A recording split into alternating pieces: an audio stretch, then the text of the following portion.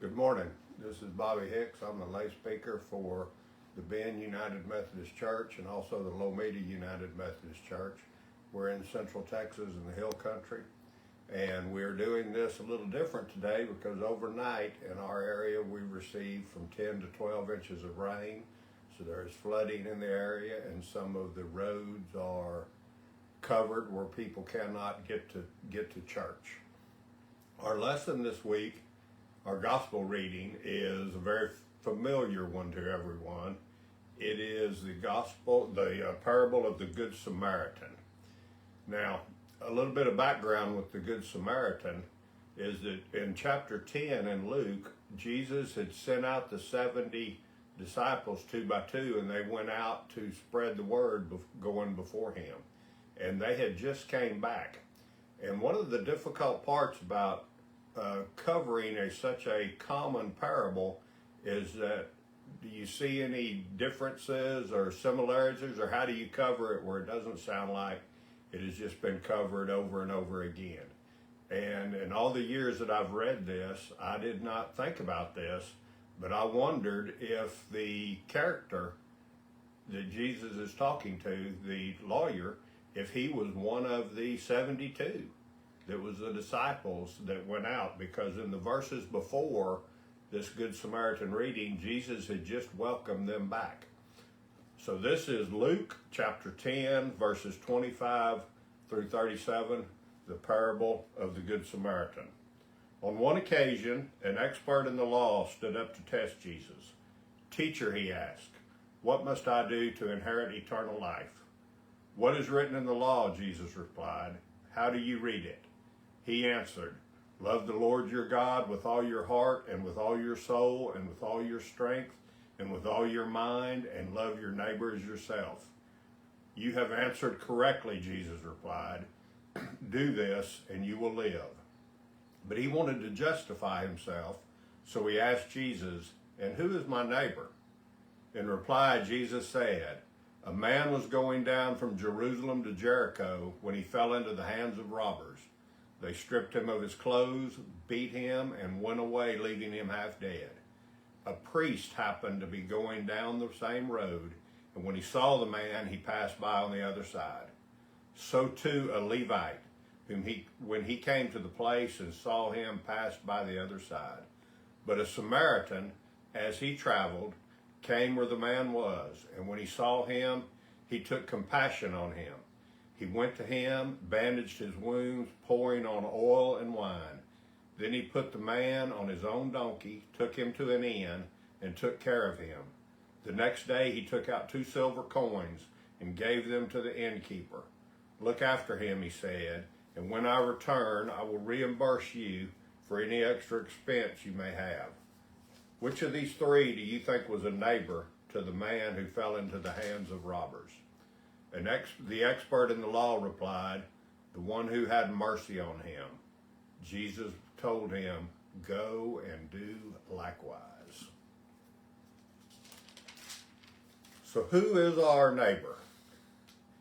That has been covered, and we are pretty sure that everyone is our neighbor in the eyes of Jesus. That is who his neighbors were. He went around and helped everyone. I think the lawyer would have done a better job if he would have asked, "How do I serve my neighbor?" Or "How do I love my neighbor?" And Jesus could have given this same example. You serve your neighbor by showing love and by showing compassion. And that is what the Samaritan did.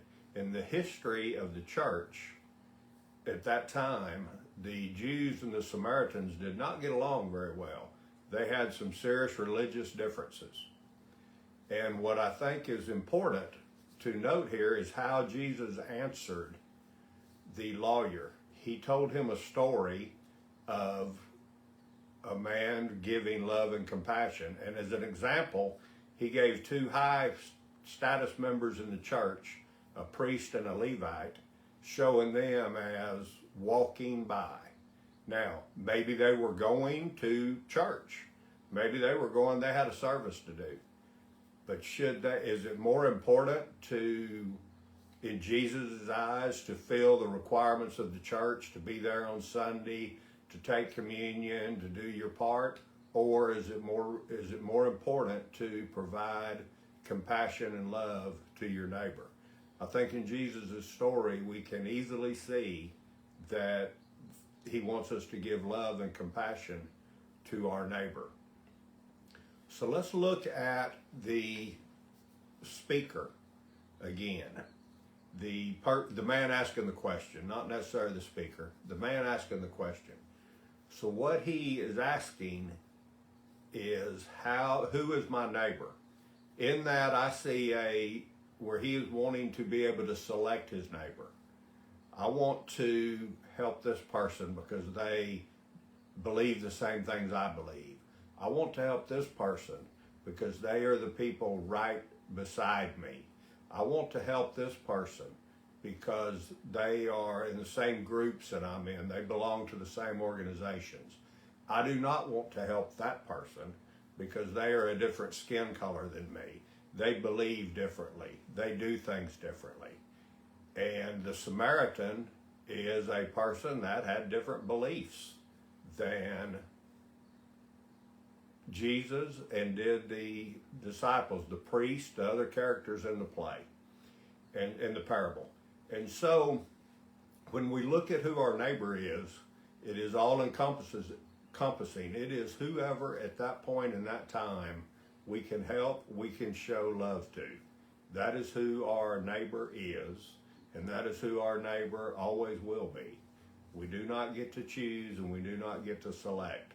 I wonder about the lawyer also in the play, in the parable, because Jesus asked him what is written, and love God with all your heart and your soul. That is in Deuteronomy. Love your neighbor is in Leviticus. And so when they were tied together during Jesus' Sermon on the Mount or Jesus' Sermon on the Plain, is when he told us to love someone.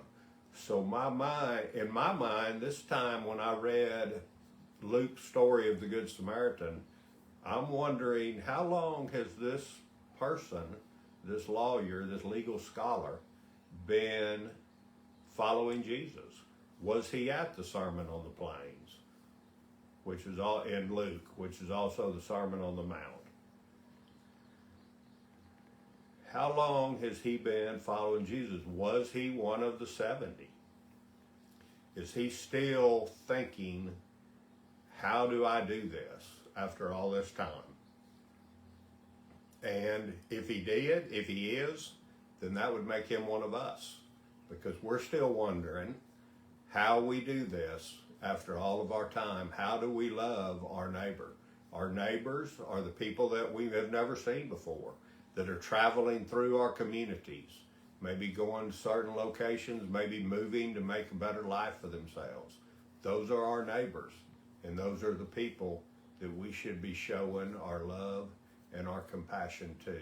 Those are the people that Jesus showed his love and his compassion to. So I want to thank y'all for watching this. I filled in on kind of short notice for Pastor Tim. I hope he's not too embarrassed on my effort. Y'all have a great Sunday and a great week. Thank you.